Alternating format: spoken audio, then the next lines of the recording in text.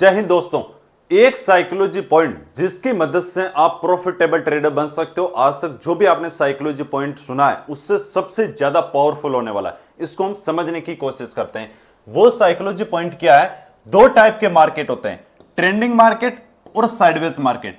Trending market की possibility 20% होती है, साइडवेज मार्केट की पॉसिबिलिटी कितनी होती है? 80%। अब हम समझते हैं कि इनमें ट्रेड कैसे करना है और साइकोलॉजी पॉइंट को ऐड कैसे करना है। जब भी मार्केट ट्रेंडिंग मार्केट होता है, आप ब्रेकआउट पे बाय कर सकते हो और ब्रेकडाउन पर सेल कर सकते हो। मार्केट जब कंटिन्यूएशन मोमेंटम करता है तब यह नहीं देखना कि मार्केट एक डिप आएगा, अपने सपोर्ट लेवल के पास में आएगा, उसके बाद बाय करोगे तो मार्केट वहां पर आएगा नहीं और कंटिन्यू निकल जाएगा। उसकी प्रोबेबिलिटी फिर से बता रहा हूं 20% है। सेम अगर कंटिन्यू डाउन साइड में आ रहा मार्केट, ट्रेंडिंग मार्केट है, तो बहुत ऊपर की तरफ पुल बैक या किसी रेजिस्टेंस लेवल के आने के पास जो प्रोबेबिलिटी है वो बहुत कम है। आप आराम से ब्रेकअप जो ब्रेकडाउन होता है उस पर ट्रेड प्लान बना सकते हो। बट इस पॉइंट को याद रखना, जो ट्रेंडिंग मार्केट में आप पॉइंट यूज करते हो उसको साइडवेज मार्केट में कभी भी यूज नहीं करना। या फिर आप क्या करते हो, जो साइडवेज मार्केट के पॉइंट है वो कभी भी ट्रेंडिंग मार्केट में यूज नहीं करना। जैसे साइडवेज मार्केट में आपको क्या करना चाहिए? हमेशा सपोर्ट पर बाई और रेजिस्टेंस के पास में सेल। अगर इसमें आप ब्रेकआउट और ब्रेकडाउन में ट्रेड करोगे, लॉस होने की प्रोबेबिलिटी ज्यादा होगी। क्यों? इसको हम समझने की कोशिश करते हैं। 80% मार्केट साइडवेज है। जब भी ऊपर की तरफ जाएगा आप ब्रेकआउट पे ट्रेड करोगे, लॉस हो जाएगा, या फिर ब्रेकडाउन करेगा, सेल करोगे, लॉस हो जाएगा। ये आपको यूज करना है ओनली फॉर ट्रेंडिंग मार्केट में। इसमें क्या करना है? आपको सपोर्ट लेवल को देखना है। क्यों? इसके पीछे की हम रीजन जानते हैं। क्योंकि ज्यादातर जब भी ब्रेकआउट करता है मार्केट में, वहां ज्यादातर बायर्स एक्टिव होते हैं और फिर जो बायर्स खाते हैं उनका एसएल खा जाता है। ब्रेकडाउन पे सेल करते हैं, उनका एसएल खा जाता है। जहां पर मार्केट प्रॉफिट बुकिंग करता है वहां पर वो बाई और सेलिंग करोगे तो लॉस होने की प्रोबेबिलिटी ज्यादा है। मार्केट को अपसाइड में कैसे जाता है? मार्केट ऐसे तो अपसाइड में जाता है तो आपको सपोर्ट लेवल पर बाय करने की कोशिश करना है। मैं हमेशा बड़े रिस्क रिवॉर्ड, जो भी आप टॉप और बॉटम कैप्चर करने की बात करते हो, या रिस्क रिवॉर्ड को अगर आपको साइडवेज मार्केट में भी प्रॉफिट करना है या रिस्क रिवॉर्ड रेशियो को सही करना है, इस बात को ध्यान रखना। डिप आने के बाद सपोर्ट पर बाय करो। बार बार आप हमेशा क्या करते हो? ऊपर की तरफ जो रेजिस्टेंस ब्रेकआउट करता है वहां बाय करते हो, लॉस हो। तो हमारा साइकोलॉजी पॉइंट क्या है? यह साइकोलॉजी पॉइंट है कि जब भी मार्केट ट्रेंडिंग मार्केट होता है तब आप कंटिन्यूएशन में ब्रेकआउट और ब्रेकडाउन में ट्रेड कर सकते हो। लेकिन अगर मार्केट साइडवेज मार्केट है तब हमेशा सपोर्ट पर बाय करना है और रेजिस्टेंस पे सेल करना है, तभी आप प्रॉफिटेबल पाओगे। ज्यादातर आप यूज भी अलग करते हो, हमेशा ब्रेकआउट पे ट्रेड करते हो, लेकिन मार्केट 80% साइडवेज होता है और आप हमेशा ट्रेंडिंग मार्केट 20% होता है। इसकी चीजें इसमें नहीं यूज करना, इसकी चीजें इसमें यूज नहीं करना। यही तो आप मिक्स कर देते हो। हमेशा हर एक मार्केट अलग होता है, हर एक सेंटिमेंट अलग होता है। ज्यादातर आप अलग अलग, जैसे निफ्टी बैंक निफ्टी में बहुत अलग अलग फर्क होता है, तो सब चीजें आप मिक्स यूज करते हो, वो गलत है। अब हम बात कर लेते हैं इसको आप फिर कैसे ट्रेड प्लान बना सकते हो। सबसे पहले बात कर ले हम ट्रेंडिंग मार्केट की, जबकि जब भी मार्केट ट्रेंडिंग मार्केट होता है तो कैसे हम ट्रेड प्लान बना सकते हैं, कैसे ब्रेकआउट में, और उसको कैसे आइडेंटिफाई करना है उसके ऊपर भी बात करेंगे। मार्केट जब भी ऊपर की तरफ कोई मान लो ब्रेकआउट बनाया, आप वहां पर बाय करने की कोशिश करोगे, मार्केट अपसाइड में जाएगा, वो मार्केट है ट्रेंडिंग मार्केट। उसको आइडेंटिफाई कैसे करना है उसके बताएंगे, तब आप आराम से ब्रेकआउट पे ट्रेड प्लान बना सकते हो। सेम अगर ब्रेकडाउन करता है तब वहां पर आप ट्रेड प्लान बना सकते हो, क्योंकि मार्केट को ट्रेंडिंग होना है तो वहां से कंटिन्यू फास्ट जाएगा। ट्रेंडिंग मार्केट ज्यादातर क्या करता है? जैसे मार्केट ऐसे अपसाइड में जाता है या ऐसे डाउन साइड में जाता है, या होल्ड करते हुए, लेकिन उसमें डाउन साइड पुल बैक आना, सपोर्ट पर बाय करना, फिर अपसाइड में, सपोर्ट पर बाय करना, फिर अपसाइड में, ये ट्रेंडिंग मार्केट नहीं होता है। फिर मार्केट आना, रेजिस्टेंस के पास माना, फिर नीचे, रेजिस्टेंस के पास माना, फिर नीचे, ये ट्रेंडिंग मार्केट नहीं होता है। जब भी अपसाइड जाना होता है बहुत अपसाइड में कंटिन्यू ब्रेकआउट करते हुए जाएगा, या डाउन साइड आएगा तो ब्रेकडाउन करते हुए जाएगा। तो अब इसमें क्या करना चाहिए आपको? दो कंडीशन आपको मैं और बता देता हूं। जब भी आप ब्रेकआउट और ब्रेकडाउन में ट्रेड करते हो, इस बात को ध्यान रखना, जो भी फर्स्ट ब्रेकआउट होता है, जैसे फर्स्ट ब्रेकआउट क्या होता है आपको मैं बताता हूं। मान लो कोई रेजिस्टेंस लेवल है, मार्केट ओपन हुआ, ओपन होने के बाद इस रेजिस्टेंस को ब्रेकआउट किया, तब आराम से आप वहां पर बाइंग साइड की पोजीशन बना सकते हो। जो आप क्वांटिटी लेते हो उतनी क्वांटिटी रिस्क मैनेजमेंट के साथ आराम से ले सकते हो। लेकिन जो आप सेकंड ब्रेकआउट पे ट्रेड प्लान बनाते हो, मतलब इस रेजिस्टेंस को तो ऊपर ब्रेकआउट कर दिया, वापस किसी सेकंड रेजिस्टेंस को ब्रेकआउट करता है, हमेशा आपकी क्वांटिटी कम होनी चाहिए। हमेशा इस बात को ध्यान रखना, जैसे जैसे मार्केट में थर्ड ब्रेकआउट होगा उसकी पॉसिबिलिटी और ज्यादा कम होगी, कभी भी पुल बैक आ सकता है, आपका एसएल हिट हो सकता है। तो फर्स्ट ब्रेकआउट में जो आपकी क्वांटिटी है, या आप रिस्क रिवॉर्ड रेशियो सही रख सकते हो, क्योंकि आपने जहां से मोमेंटम स्टार्ट हुआ है, हमेशा कभी भी आप देखना, चाहे ट्रेंडिंग मार्केट हो, साइडवेज मार्केट हो, जहां से मोमेंटम स्टार्ट होता है वहां पर आप रिस्क रिवॉर्ड बढ़ा सकते हो। इस पॉइंट को भी नोट कर लेना। तो यहां पर जो फर्स्ट ब्रेकआउट है, रिस्क रिवॉर्ड आराम से आप 1=2 या 1=3 कैप्चर कर सकते हो, या 1=4 भी कर सकते हो, कोई बड़ी बात नहीं। लेकिन सेकंड ब्रेकआउट करता है तो बहुत ज्यादा टाइट करके 1=2, नहीं तो ज्यादातर 1=1 ही कोशिश करना, ज्यादा बड़ा रिस्क रिवॉर्ड रेशियो नहीं। थर्ड में क्या है, इसमें तो क्वांटिटी, या मैं बहुत ही कम ट्रेड प्लान करता हूं, कभी भी ट्रेड प्लान नहीं करूंगा, क्योंकि इतना ऊपर गया है तो मार्केट में कभी भी रिवर्सल हो सकता है। ऐसा नहीं कि ट्रेंडिंग मार्केट है तो बिल्कुल लास्ट तक ऊपर ही जाता रहेगा, उसका भी पॉसिबिलिटी बहुत ही कम है। तो थर्ड जो ब्रेकआउट होता है, इसमें कभी भी ट्रेड प्लान नहीं करना। ज्यादातर जो रिटेलर्स होते हैं वो यहां बाय करेंगे, क्योंकि इस जगह समझ नहीं आएगा कि बाय करना है, यहां पर भी समझ नहीं आएगा बाय करना है। जब उनको लगेगा कि बार बार ब्रेकआउट कर रहा है तो यहां बाय करते हैं और वहां पर ही उनको लॉस हो जाता है। सेम कंडीशन सेलिंग साइड में होती है तीसरे ब्रेकडाउन में। तो यहां पर अगर सेम ब्रेकडाउन, अगर फर्स्ट ब्रेकडाउन करता है तो आप रिस्क मैनेजमेंट के साथ जो क्वांटिटी लेते हो उतना क्वांटिटी प्लान कर सकते हो, वहां पर सेल साइड की पोजीशन बना सकते हो। सेम सेकंड को करता है तो आपकी क्वांटिटी कम, रिस्क रिवॉर्ड रेशियो भी थोड़ा सा कम। फर्स्ट के अंदर क्या है, आप रिस्क रिवॉर्ड रेशियो आराम से बड़ा प्लान कर सकते हो, 1=2, 3, 4 के आसपास। थर्ड है, थर्ड ब्रेकडाउन करे उसमें कभी भी आपको सेल साइड की पोजीशन नहीं बनाना है। ये होगी ट्रेंडिंग मार्केट की। अब हम बात कर लेते हैं साइडवेज मार्केट की। उसमें के अंदर क्या है, मार्केट में जब भी अपसाइड में भी तो जाएगा ना, तो ऐसे जाएगा। आपने ज्यादातर देखा, बार बार ब्रेकआउट पे प्लान करते हो, लॉस हो जाता है। आप यहां पर बाय करने की कोशिश क्यों नहीं करते कि मार्केट कोई भी ट्रेंड लाइन को देख के या कोई सपोर्ट को देख के वहां पर सपोर्ट पर बाय करना। सपोर्ट, इस बात को ध्यान रखना, जब डिमांड बढ़ती है तभी डिमांड जोन बोल सकते हैं या सपोर्ट जोन बोल सकते हैं, तो वहां पर बाय करना चाहिए।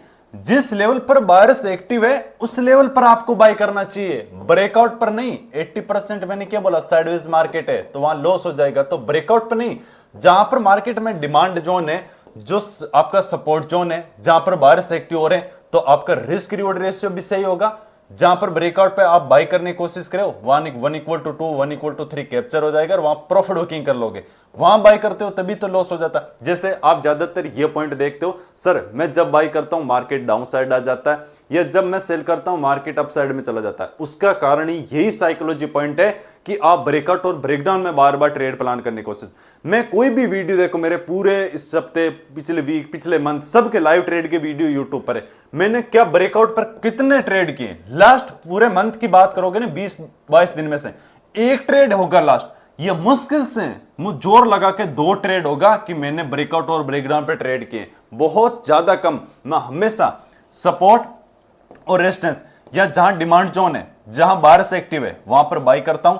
जहां पर सेलर्स एक्टिव है, रेजिस्टेंस एरिया है, वहां पर हमेशा सेल करने की कोशिश करता हूं, तभी बड़े रिस्क रिवॉर्ड रेशियो को आप कैप्चर कर सकते हो। सेम डाउन साइड में यही पॉइंट है कि मार्केट डाउन साइड आ रहा है तो आपको रेजिस्टेंस लेवल देखना है, वहां पर प्लान करना है। क्योंकि एक क्या होगा, मार्केट नीचे आ रहा है, वहां पर सेलर्स एक्टिव होंगे, तो उनके कंटिन्यूएशन में जब डाउन आएगा, ज्यादातर लोग यहां सेल करेंगे। जब उनको ज्यादातर लोग यहां सेल करेंगे, वहां पर आपको तो 1=3 प्रॉफिट हो जाएगा। यहां पर लॉस भी कम होगा, मार्केट में पोटेंशियल भी ज्यादा रहेगी, और ज्यादातर लोग सेल करेंगे, वहां आप प्रॉफिट बुकिंग कर लेंगे। अब इसको यह बात है कि ट्रेंडिंग मार्केट और साइडवेज मार्केट को आइडेंटिफाई कैसे करना है, यह सबसे ज्यादा जरूरी पॉइंट है। जो आप ये तो पता कर लो, ये आपने साइकोलॉजी पॉइंट प्लीज नोट करना और कमेंट करके बताना ये साइकोलॉजी पॉइंट कैसा लगा। प्लीज आप कमेंट करना, मैं आपसे रिक्वेस्ट कर रहा हूं, कमेंट जरूर करना, कैसा भी आपको पॉइंट लगा कमेंट जरूर करना, ताकि मुझे भी अच्छा लगे कि एक साइकोलॉजी पॉइंट, ज्यादातर हर कोई दूसरी साइकोलॉजी पॉइंट पता नहीं क्या क्या बताते हैं, लेकिन ये साइकोलॉजी पॉइंट किसी ने भी नहीं बताया, तो कमेंट प्लीज, ये मेरी रिक्वेस्ट है आपसे कि कमेंट जरूर करना।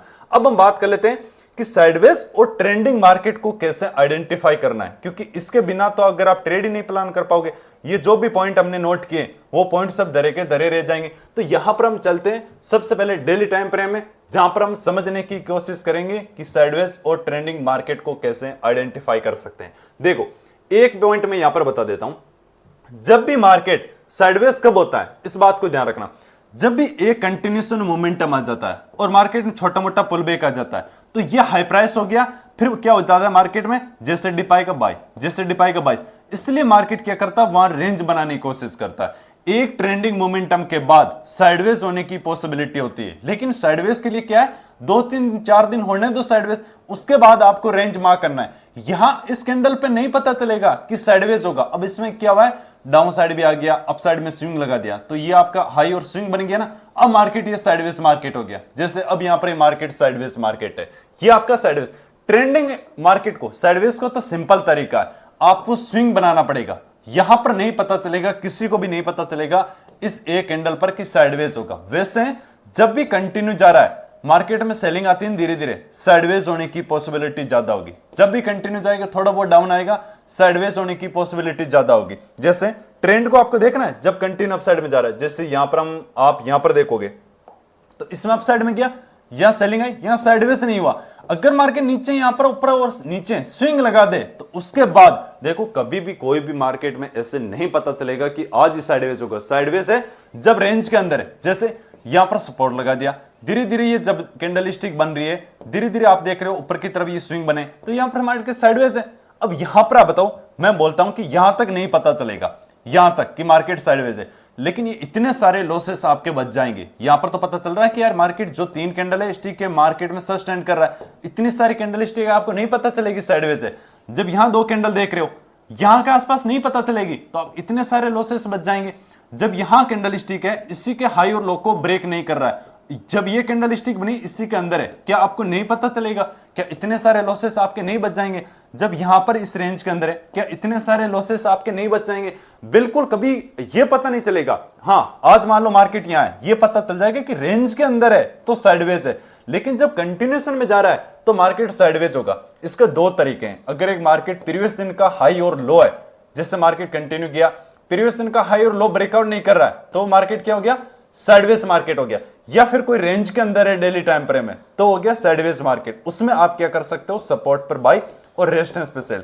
या फिर आप ट्रेंड को भी यूज कर सकते हो कि अप ट्रेंड है और साइडवेज है तो मैं ज्यादातर सपोर्ट पर बाई करने की कोशिश करूंगा, या रेजिस्टेंस, अगर रेजिस्टेंस पे सेल कब करूंगा, जब मार्केट का ट्रेंड डाउन ट्रेंड हो, और डाउन ट्रेंड टू साइडवेज है, मतलब डाउन साइड आने के बाद अगर साइडवेज है तो आपको रेजिस्टेंस पे सेल करने की कोशिश करना है। अब बात ये आ जाती है कि ट्रेंडिंग मार्केट को कैसे आइडेंटिफाई करना। इसका एक ही तरीका है, अगर मार्केट किसी रेंज को ब्रेकआउट किया है, या फिर बोल सकते हैं कि ब्रेकडाउन किया है, या मार्केट सपोर्ट और रेजिस्टेंस लेवल को ब्रेकआउट और ब्रेकडाउन किया है, तब कैसे, जैसे यहां पर हम समझने की कोशिश करते हैं, लेकिन फॉलो थ्रू। अब मार्केट ने क्या किया, इसको ब्रेकआउट किया, तो ये मार्केट में आपका ट्रेंडिंग मार्केट हो गया।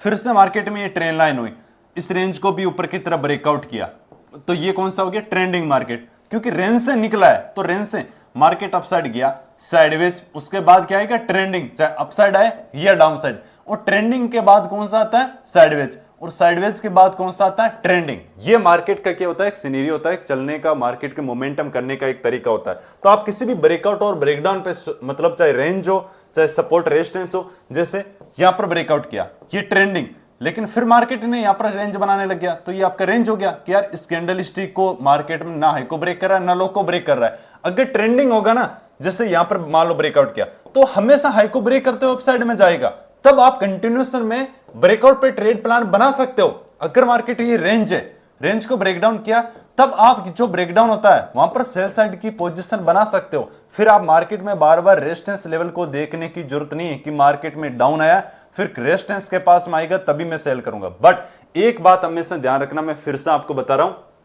चाहे मार्केट अपसाइड जाए या डाउन साइड में, अगर मार्केट ये रेजिस्टेंस लेवल है बहुत दूर से ब्रेकआउट कर रहा है, तो आपको तुरंत बाई नहीं करना है, या तो होल्ड करने दो उसके बाद करना है, या ऊपर सस्टेन करने दो उसके बाद करना है, ताकि एक बार बाहर से निकल जाए उसके बाद। अगर बॉटम पे बाई किया तो अच्छी बात है, लेकिन आप ट्रेंडिंग मार्केट में ब्रेकआउट और ब्रेकडाउन पे बाई करते हो, तो मार्केट अगर पहले से मोमेंटम करके आए तो कभी भी आपको ट्रेड प्लान नहीं बनाना है। फिर से आप सभी लोग एक कमेंट करना कि ये साइकोलॉजी पॉइंट आपको कैसा लगा। ये एक साइकोलॉजी पॉइंट नहीं है ये एक चार्ट रीडिंग का तरीका है, ये एसल हंटिंग को समझने का तरीका है, ये एक स्ट्रेटजी बोल सकते हैं। स्ट्रेटजी का मतलब ये नहीं होता कि आप कोई कैंडल स्टिक दिखा दो कि यहां पर बाई करना, यहां सही करना। स्ट्रेटजी का मतलब होता है किसी एक साइकोलॉजी पॉइंट की मदद से, और ये साइकोलॉजी पॉइंट आपकी बहुत ज्यादा हेल्प कर सकता है। लेकिन अगर आप इसको अप्लाई करते हो, ज्यादातर को पता सभी को होता है लेकिन अप्लाई नहीं कर पाते, तो कमेंट जरूर करना। थैंक यू, जय हिंद, राम राम।